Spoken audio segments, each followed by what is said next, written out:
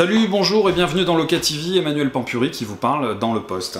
Je suis ici pour vous parler d'un objectif. J'ai reçu ce matin un objectif signé Carl Zeiss. C'est une nouvelle série qui s'appelle l'Oxia. Pour l'instant, il va y avoir deux optiques, deux focales destinées donc aux Alpha 7, au FS7 et à tout ce qui est monture E de chez Sony.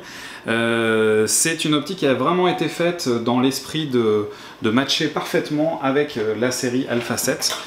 Je vous le montre ici, donc le L'Oxia de chez Zeiss. Et la particularité de ce caillou, c'est quoi? C'est que, bon, très belle fabrication en aluminium, c'est assez lourd, on a quelque chose, on a une bonne sensation, une bonne prise en main.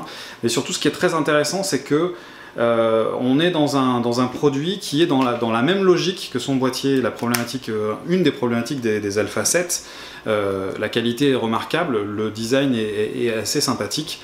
L'ergonomie, on l'a vu qu'il y a l'Alpha 7 version 2 qui va sortir, qui va améliorer quelques petites choses, notamment le fait que le bouton de déclenchement, on confond souvent avec la molette à l'avant, ainsi que le bouton de déclenchement vidéo qui n'est pas forcément très bien placé, on l'a déjà vu.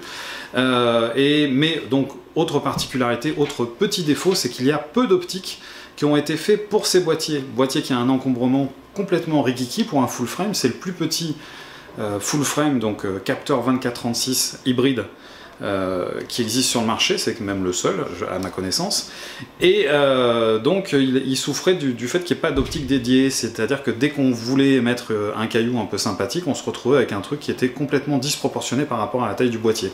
Là, on a enfin quelque chose qui est assez harmonieux, qui va donc permettre de donner un vrai élan à ces boîtiers.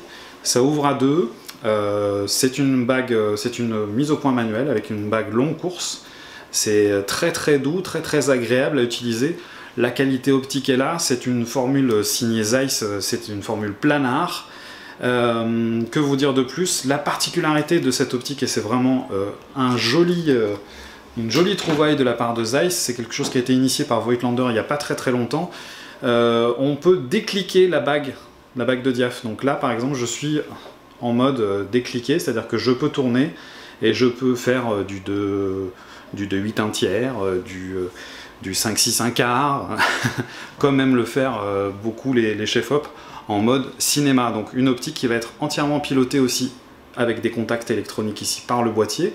On va avoir toutes les priorités diaphragme, priorité vitesse, avec l'interface qui va se jouer avec le boîtier, Alpha 7, FS7 comme je l'ai déjà dit, mais aussi en manuel on va pouvoir travailler donc en mode cinéma avec un diaph qui en plus est à 10 lamelles, qui donne un bokeh qui est assez sympathique.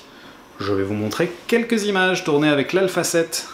A tout bientôt pour une autre petite review, un petit point de vue sur du matériel dans Loka TV. Ciao ciao.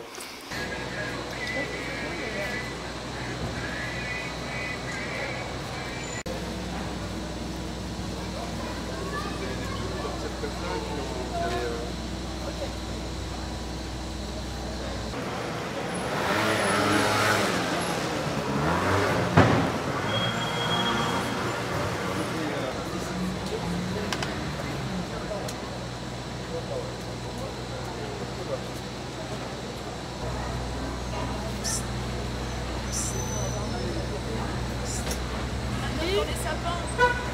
Il coûte combien celui-là?